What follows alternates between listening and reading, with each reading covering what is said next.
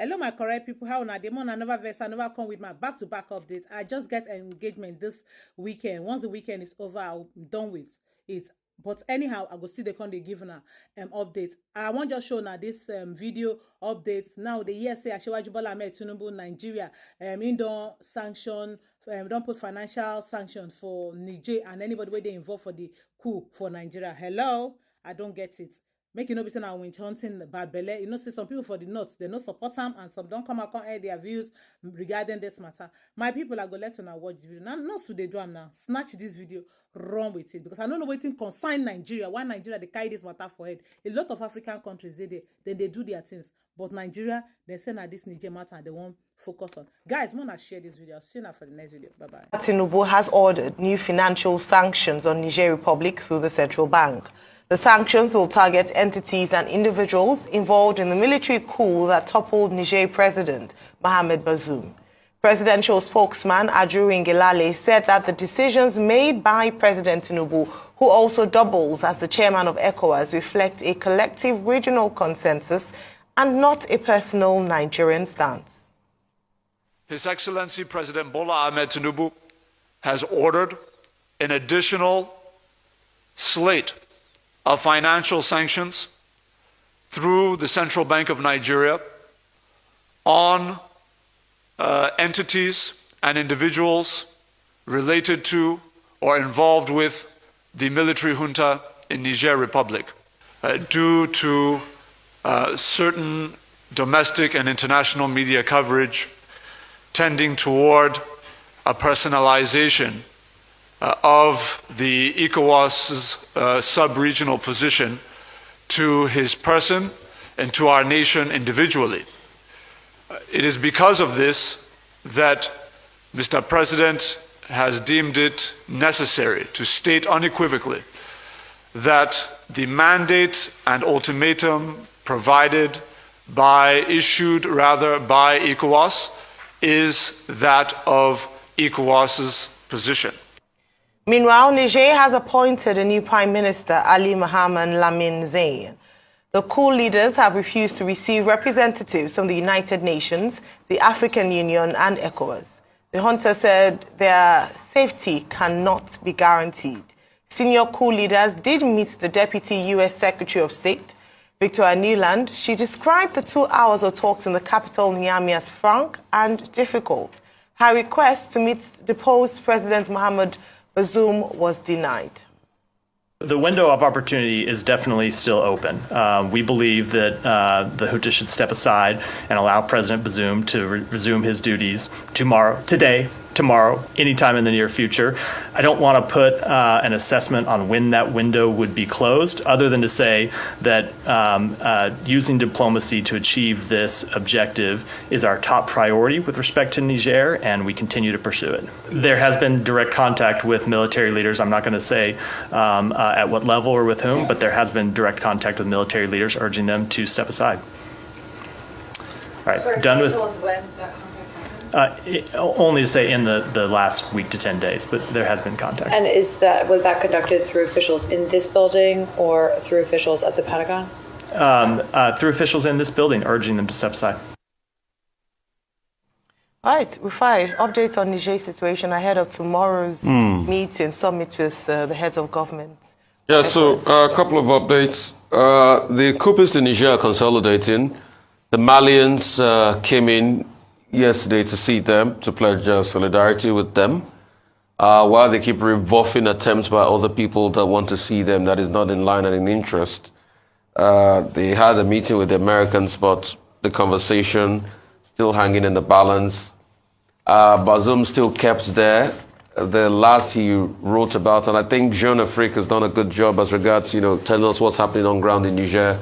The last he wrote there was the problems, he faced personally. The fact that at some point his phone was taken off, the fact that at some point it was kept in the basement before it was brought out, and before he did that op-ed to Washington Post, all of that still there. The coup is still consolidating. They now have a prime minister, as we reported yesterday. Also, when you look at it, across the region, 7 or 8 regions in Niger, they have, governors out there, sort of like leaders of those regions. They've consolidated on that. A new raft of measures have been pushed forward by the central bank. Let's see how much this will hurt them and bring them to come and talk. That's still a very good option rather than just putting boots on the ground and seeking violence. They've shut out their airspace, but it's beginning to bite on them. I think Bloomberg reported a couple of days ago that the measures are beginning to bite on them. And I think in the cities that border us in Nigeria here, some of the measures as regards, petrol will be biting out on them. Smuggling will have stopped big time if they can curb that. Probably if it's still going to go on, I don't know how it's going to go on, but that'll fall on the customs. But I'm sure the customs will have nipped that in the bud. So if Maradi doesn't get petrol and they're not getting power, because we supply about 70% of their power, let's see how it happens. And we have seen pictures of Nigerians trying to start up their big generating sets and all of that. Let's see how all of them will hurt them. But I think in all of this game too, we should be able to buy time. Mr. Kayode Anajuna and the certain association has gone ahead to the ECOWAS court to say that Nigeria should not have a military intervention. I think if all of this raft of sanctions continue, it will get to a period that the honeymoon period between the coupists and the people will be over. And that's a very good time to be able to get in there. And I'm pretty much going to look at a timeline of a couple of months down the line. I can't say precisely, because if these measures bite in deep and the people cannot get a means of livelihood, already things are already in the increase. So I think I was hearing a report that was saying I think a 25 or 50 kg bag, no, 25 kg bag of rice now in Niger is going for about 50,000, 15 to 20,000 or 30,000 CFA, and it used to be around 5,000 CFA before. So if all of this starts to bite very hard and the people start to renege against the coupists and probably the coupists use force, then they can lose the support of the people in the long run. And if that happens, then I think the talks could be smoother and a whole lot better. But the situation of things is still very fluid. Everything will also be in comment on what ECOWAS talks about tomorrow. Fingers crossed for that meeting.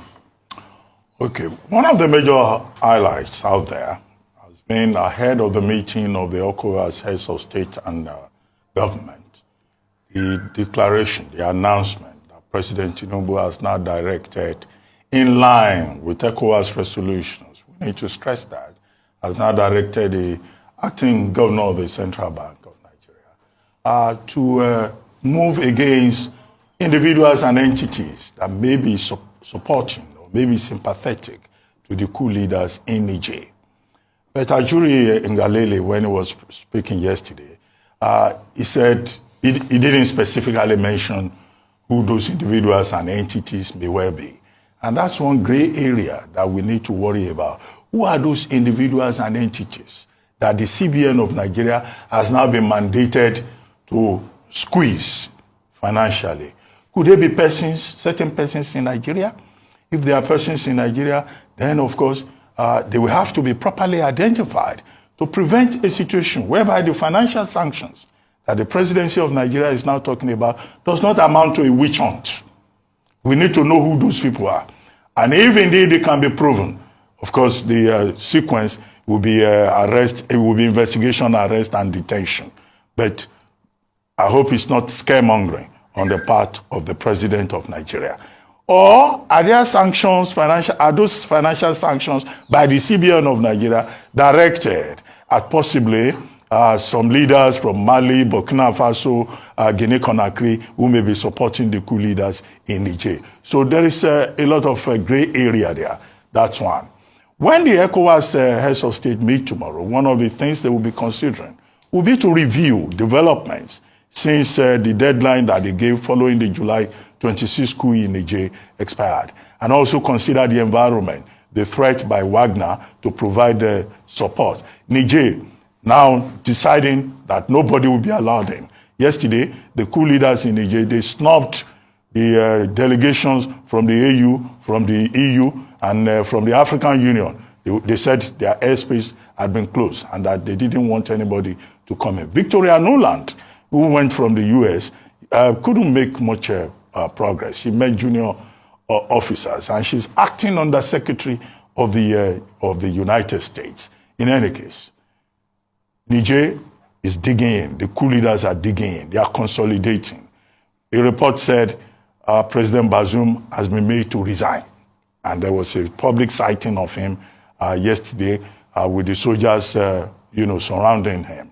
Okay, if Bazoum has resigned, that means that apart from closing their airspace, the coup leaders have also ignored one of the resolutions of the ECOWAS leaders, namely that Bazoum should be reinstated. So all of these will be issues that they will have to consider tomorrow.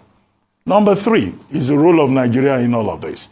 Many Nigerians, particularly persons from the 7 states bordering Niger, and also informed persons in our environment, like Professor Usman Yusuf, Chief Olabode George, the Arewa Consultative Forum, the Jamaatul Nasri Islam, and others have said Nigeria must not go to war, or rather must not engage in any act of aggression against Niger. People give different reasons for this, ethnic, religious, which the president of Nigeria has said will not apply here, that it's not about ethnicity or religion. It's about Nigeria's commitment to ECOWAS. Now, let's look at Nigeria's commitment to ECOWAS. In 1975, the ECOWAS treaty was signed. Nigeria was signatory to it. It was updated in 1993. When we signed that treaty in 1975, okay, we had no National Assembly in place. We had a military regime. Then by 1993, we had, so in other words, Section 12 of the Nigerian Constitution, 1999 Constitution, says no treaty can come into effect except it is domesticated. So between 75 and 93, we were applying that treaty on the basis of application, okay, and participation. But Section 315 of the Nigerian Constitution allows the President of Nigeria, not the National Assembly, to act on the basis of treaties, because treaties, protocols, conventions, they are obligations. Under Section 315, they fall under what is called existing law. So the Nigerian government may hide under that and say, we have obligations under existing law. But can President Tinubu engage in any act of aggression? I don't think so. Because he wrote a letter to the Senate. Under Section 5, Sub 4 of the same 1999 Constitution, the Senate said, don't get involved in any act of aggression in Niger. For this reason, explore diplomatic means. Section 5, Sub 5, says the president can call the National Defense Council and then maybe go to war, but only for 7 days. He will still have to come back to the same National Assembly. So this National Assembly already saying we don't support this. It means even whatever the outcome of the meeting tomorrow, if President Tinubu commits Nigerian troops, you will be acting against the resolution of the Senate of the Federal Republic, and that will be an impeachable offense. I take a step further.